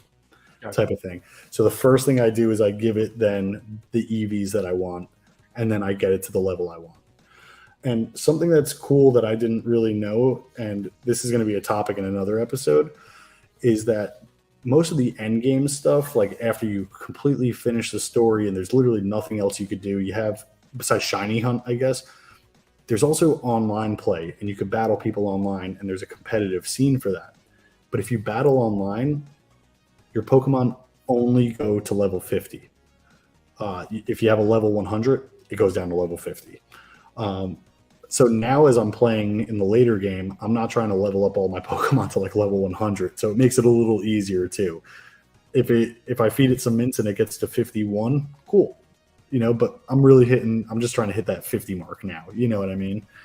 Um, but yeah, it's kind of cool. Here's something interesting though that I wanted to bring up. Going to that competitive side of Pokemon, there is something, and I will admit that I have access to one of these, um, that competitive players do, and it's completely legal in the game, but a lot of clickbait YouTubers consider it cheating. Let's put it that way. They make YouTube videos saying, hey, so and so is cheating. You are allowed to use and import botted Pokemon. And as long as it's a Pokemon that is legal in the game and has legal moves that it would get naturally in the game, and nothing is like, out of the norm type of thing, they don't care where your Pokemon comes from.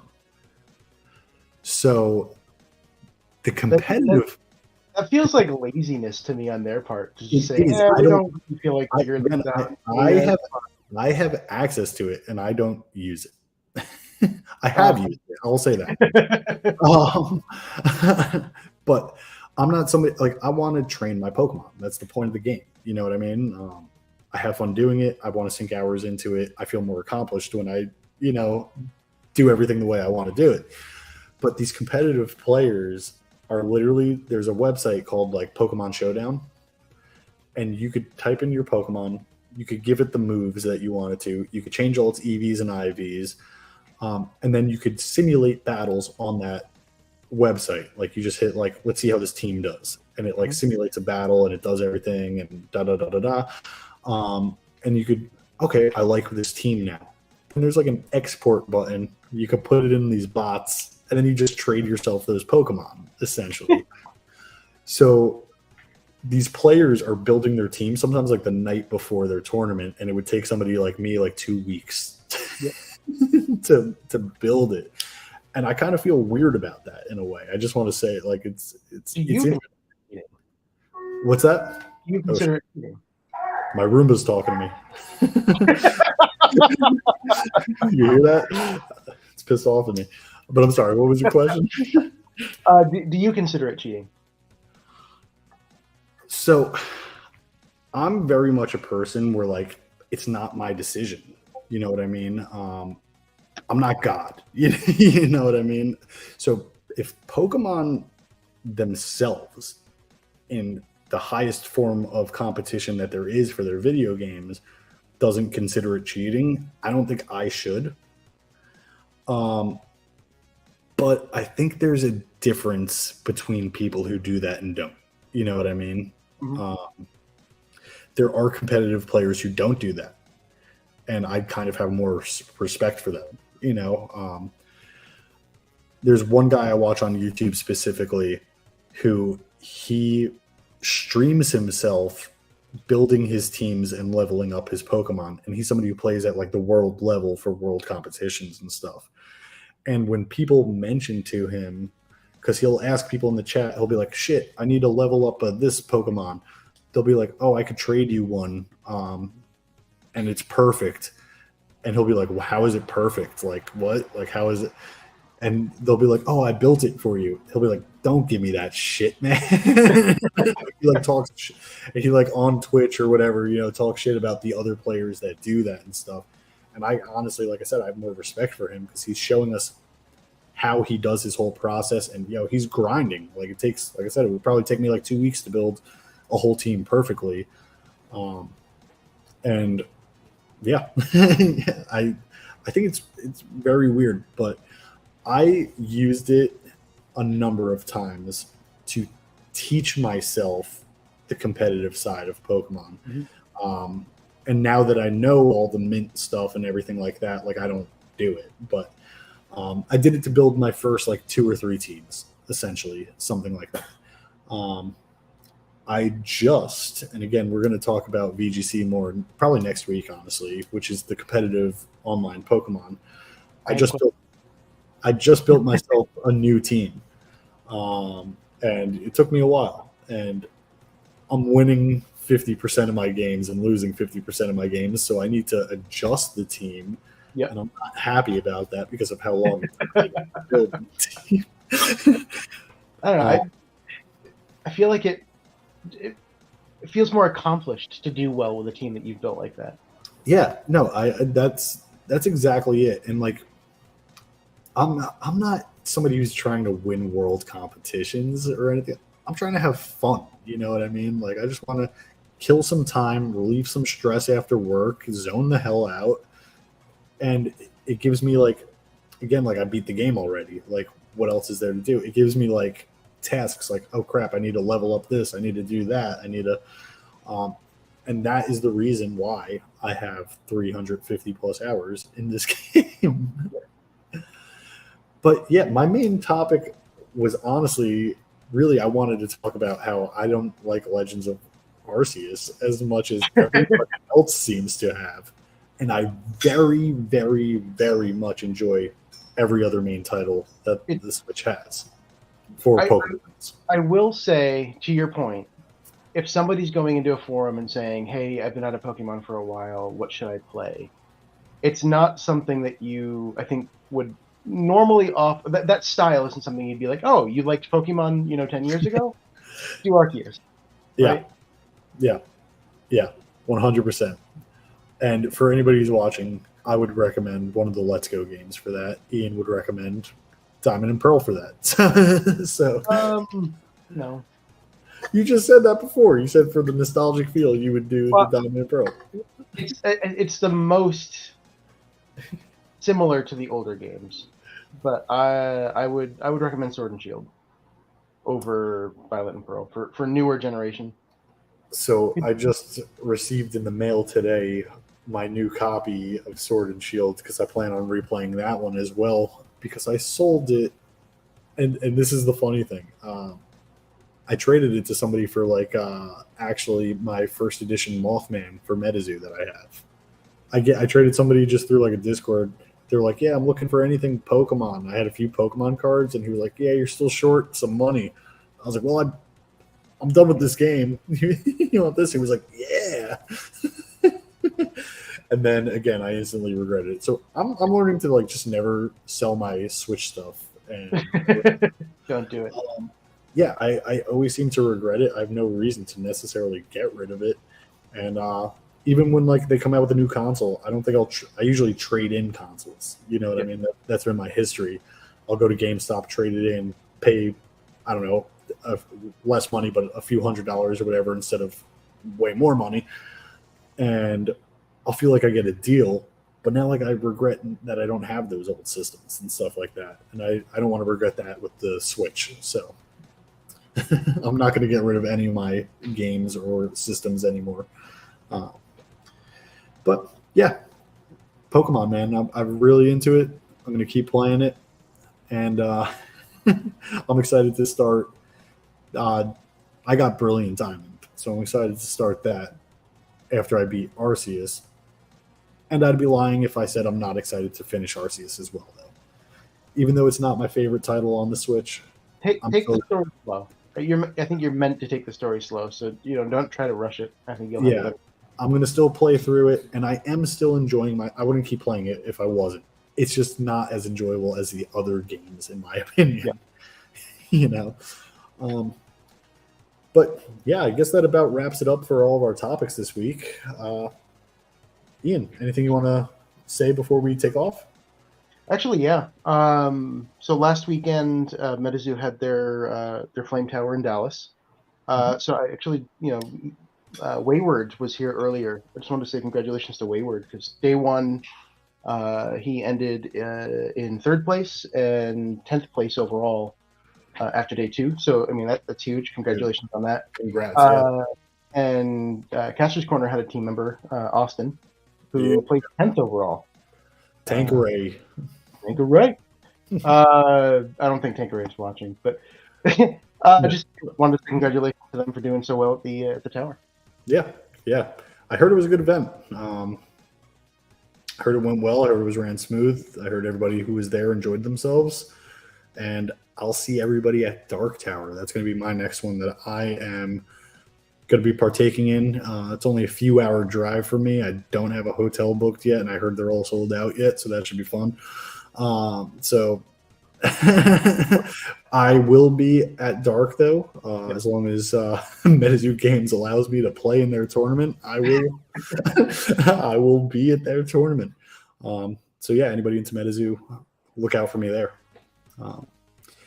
Seems like the one that everyone's going to try to get to. It's going to be a crazy one. It's going to be crazy. It's going to be huge. I was talking about this real quick. I was just talking about this with somebody this week. Actually, I think might have even been earlier today. This is the first tower I feel like that MetaZoo is going to have where everybody could have a different deck and it could be top tier competitive quality. You know what I mean? There's so many different ways you could go, so many different strategies you could use, so many different styles of play you could. It's going to be hard to counter. It's going to be hard to go up against. It's going to be, it's going to be fun. And smoky spirits count towards my dark count. Fear alone is going to be interesting because there's going to be a lot of bouncing back. It's going to be a good tournament. It's going to be an interesting tournament. I'm real excited for it, honestly. That's what's going to get me back into playing more MetaZoo, honestly, is practicing for the Dark Tower, and I'm really looking forward to it because I still enjoy MetaZoo. You know, the game is fun. I want to play the game, but like I said, I'm going to just be playing it on my terms from now on, and I'm not going to be, you know, just stressing over it all. You know, but I'm going to play with my friends, and I'm going to play the big tournaments that I can make it to. Yeah. I want it to be fun again. You know what I mean? It was like a job for me almost, and I got enough jobs. So I just want to have fun and play some games. You know, if I win, cool. I doubt it, but I'm gonna have fun either way, and I want to meet some people and have. Every time I go to these tournaments, I meet awesome people, and I have conversations, and I meet people that, you know, the relationships last, and we keep in touch and things like that. And yeah, I don't want to stop. I don't want to stop doing that, you know. But yeah, before we close out again, I just want to let everybody know that if you're shopping for any of these TCGs, check out immortalworkshop.com. You can use code Caster's Corner at checkout, and that will give you 10% off your order. And yeah, besides that, if you just haven't liked this video and you made it this far, please give us a like. If you haven't subscribed to the channel, please subscribe. And next week, I know Deadly's trip is actually pretty long. I'm not sure if he's going to be here next week, but you will be able to catch at least Ian and I for another episode. We plan on making these weekly. There might be like 1 or 2 breaks here if something serious happens and multiple of us can't make it or something. But yeah, this should be a weekly thing, and we plan on looking forward to doing this with you guys live each week. And I just want to mention too, if you are not in our Discord yet, please join our Discord. And we have a section for the podcast. There's a suggestion tab. Throw out any games you want us to look at or anything, board games, video games. There's a chance that we might, you know, take a look at it and it might be featured on a podcast episode. So yeah, we appreciate everybody for being here, and we hope you have a great night, and we will catch you next week. Bye, everybody.